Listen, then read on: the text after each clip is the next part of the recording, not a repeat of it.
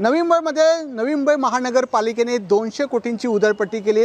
20 ठेकेदारांसाठी ही उधळपट्टी केल्याचे दिसून येते। आपण पाहू शकता हा सांदपाडामधला हा रस्ता चांगला असताना सुद्धा नवी मुंबई महानगरपालिकेने हा रस्ता पुन्हा एकदा बनवलेला आहे। कारण चांगला असताना सुद्धा ठेकेदारांसाठी हा रस्ता बनवण्याचं काम नवी मुंबई महानगरपालिकेने केले। त्यामुळे नवी मुंबई महानगरपालिके मोठ्या प्रमाणात उधळपट्टी करताना दिसून येते। कामाची गरज नसताना ठेकेदारांसाठी ही कामं देण्यात आलेले। त्यामुळे नवी मुंबई महानगरपालिकेचे उधळपट्टी करण्याचं काम सध्या पालिकेचं प्रशासन करताना दिसून येते। कारण नवी मुंबई महानगरपालिकेचे आयुक्त हे प्रशासक म्हणून काम पाहतात। आपल्याबरोबर नवी मुंबई महानगरपालिकेच्या अनेक अधिकाऱ्यांनी जे आहेत ते ठेका घेण्याचं काम सुद्धा या निमित्ताने केल्याचं दिसून येते। आपल्यासोबत नवी मुंबईकर आहेत, त्यांच्याशी आपण संवाद साधणार आहोत। का 200 कोटी जे आहेत उधळपट्टी करण्याचं काम पालिकेने केलेलं आहे। सर, 200 कोटी जे आहेत उधळपट्टी पालिकेने केलेले गरज नसताना सुद्धा आता याच्यामध्ये काय फक्त अधिकाऱ्यांना कुठेतरी मलई खाण्यासाठी पालिकेच्या अधिकाऱ्यांनी 200 कोटीची एफडी तोडून गरज नसताना ज्या जागेवर कामं केलेली आहेत।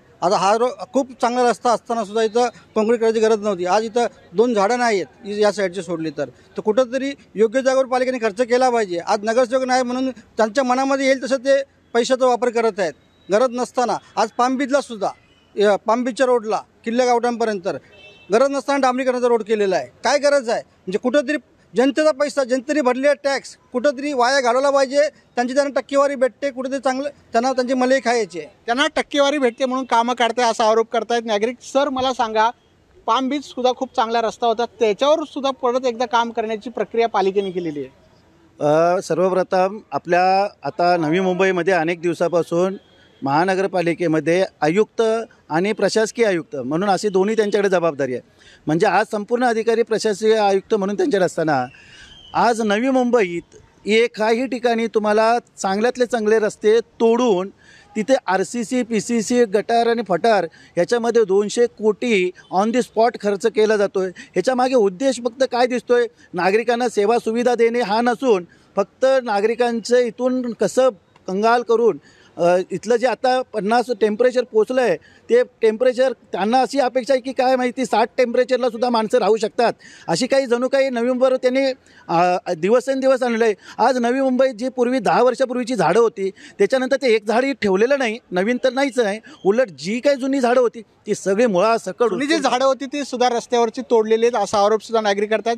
सर, तुमचे पैसे जे 200 कोटींची उधळपट्टी केलेली आहे, तुम्ही एक नागरिक आहात, सगळे पैसे जे उधळपट्टीत सुरू आहे सध्या, मला वाटतं हे सगळी जी 200 कोटीची कामं आहेत ही तत्कालीन सिटी इंजिनियर संजय देसाई यांच्या काळात, मला माहीत नाही त्यांना जाताना काय घेऊन जायचं होतं सोबत, पण आपल्या माध्यमातून आम्ही आयुक्तांना अशी विनंती करतोय, आवश्यक नसलेली संजय देसाई सरसकट काँक्रिटीकरण योजना ही आता बंद करा।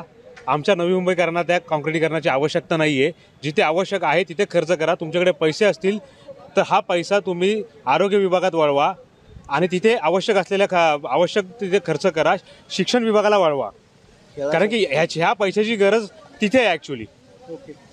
जे गरज नसताना सुद्धा जो खर्च उधळपट्टी केलेली आहे, शिक्षण आरोग्य यासाठी पैसे वापरणं आवश्यक आहे असं सुद्धा नागरिक म्हणतात। सर, मोठ्या प्रमाणात उधळपट्टी सुरू आहे, काय वाटतं अशा प्रकारे महापालिकेचा प्रताप सध्या सुरू आहे? जसं खेडकर साहेबांनी सांगितलं, आपल्या नवी मुंबईला आरोग्य विभागासाठी खूप पैशाची गरज आहे। नवी मुंबई महानगरपालिकेच्या हॉस्पिटलमध्ये जर तुम्ही पाहिलं तिथे पेशंटला औषधं व्यवस्थित नसतात, योग्य ती औषधं भेटत नाही त्यांना। त्याच्या वाचून खूप मोठं काम होईल की ते पैसे त्यांनी तिकडे वळवले तर। आपल्याबरोबर काका सुद्धा आहेत। काका, मोठ्या प्रमाणात उधळपट्टी सुरू आहे, 200 कोटी जे आहेत 20 ठेकेदारांसाठी नियुक्त करण्यात आलेले। आपण सर्व जे आहे टॅक्स भरतो, मात्र हे उधळपट्टी पालिकेचे अधिकारी करतायत।